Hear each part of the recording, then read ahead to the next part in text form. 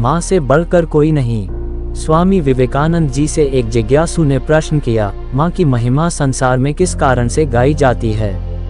स्वामी जी मुस्कुराए, उस व्यक्ति से बोले, 5 सेर वजन का एक पत्थर ले आओ।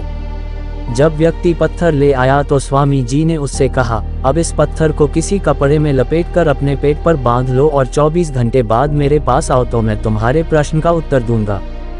स्वामी जी के आदेशानुसार उस व्यक्ति ने पत्थर को अपने पेट पर बांध लिया और चला गया। पत्थर बंधे हुए दिन भर वो अपना काम करता रहा, किंतु हर क्षण उसे परेशानी और थकान महसूस हुई। शाम होते होते पत्थर का बोझ संभाले हुए चलना फिरना उसके लिए असह्य हो उठा। थका मांदा वह स्वामी जी के पास पहुंचा और बोला, मैं इस पत्थर को अब और अधिक देर तक बांधे नहीं रख सकूंगा। एक प्रश्न का उत्तर पाने के लिए मैं इतनी कड़ी सजा नहीं भुगत सकता। उस व्यक्ति की बात सुनकर स्वामी जी मुस्कुराते हुए बोले, तुम 24 घंटे भी पत्थर का भार संभाल नहीं सके और माँ अपनी कोख में बच्चे को 9 महीने तक रखती है और सभी तरह के काम करती है। इसके बाद भी उसे जरा भी थकान महसूस नहीं होती। इस पूरे संसार में माँ जैसा और कोई नहीं है जो इतना शक्तिशाली और सहनशील हो। माँ तो शीतलता और सहनशीलता की मूर्त है। माँ से बढ़कर इस दुनिया में कोई नहीं है।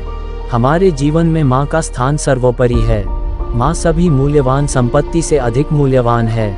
माँ अपने बच्चे की खुशी में खुश होती है तथा बच्चों के किसी भी प्रकार के कष्ट से भावुक हो जाती है। माँ हमें जन्म देती है, हमारा पालन पोषण करती है तथा सुख या दुख में हमारा साथ नहीं छोड़ती। हम माँ के ऋण से कभी भी मुक्त नहीं हो सकते।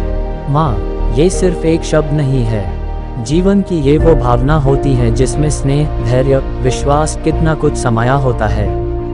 दुनिया का कोई भी कोना हो, कोई भी देश हो, हर संतान के मन में सबसे अनमोल स्नेह माँ के लिए होता है।